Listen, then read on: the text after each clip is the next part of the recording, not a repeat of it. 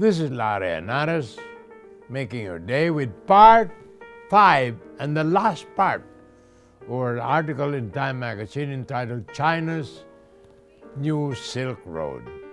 And I continue to quote and conclude. The China-Pakistan Economic Corridor is about befriending Pakistan so it stops extremists seeping into Xinjiang.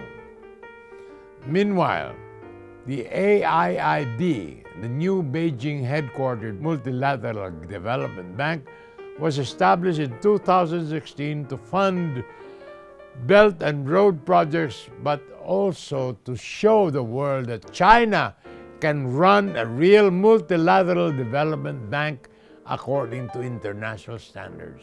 Washington made fierce attempts to persuade nations not to join it, but few listened, and 80 nations are now members, including staunch U.S. allies Australia and Great Britain.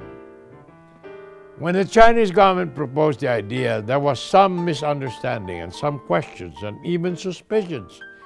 AIIB President Jean Li-Kun tells Time magazine in his Beijing office, "Misunderstanding is understandable. It takes time for people to appreciate the concept." America remains in denial about what Belt and Road really signifies. In the June report, the State Department recommended that the initiative's free trade zones only offer a degree of liberalization compared to other opportunities in other parts of China, and not much else. The U.S. sent a low-level delegation to the May Forum in Beijing. Chinese state media reported in June that Donald Trump told a senior Beijing official he was open to cooperating on the initiative, though the White House wouldn't confirm these remarks.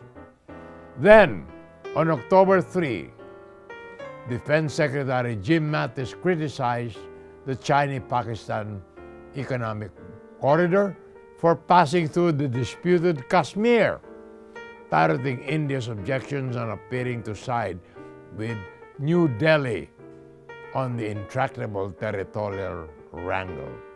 More about this after these messages.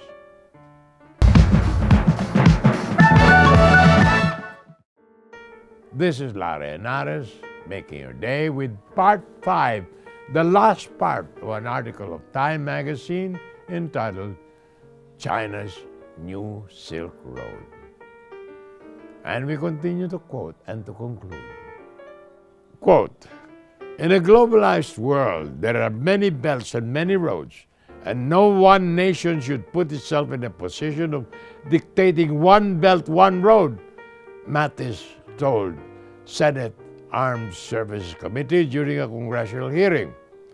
The New Silk Road is the purest illustration of Beijing's budding influence as Washington is consumed with partisan bickering and fumbles for a coherent foreign policy. China has wrapped an amorphous group of projects in a tidy package that speaks to inclusiveness, cooperation, and altruism.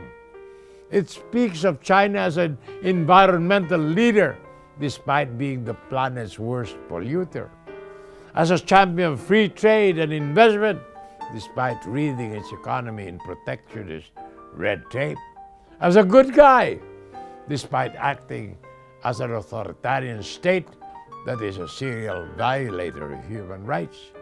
In August, this is no desert mirage, but a reality of steel and concrete, diesel fumes and plastic sheeting.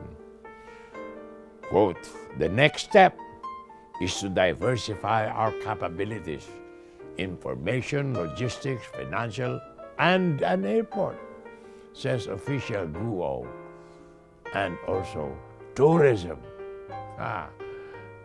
Big dreams for a small city, Corgus, that has its sights set on both East and the West.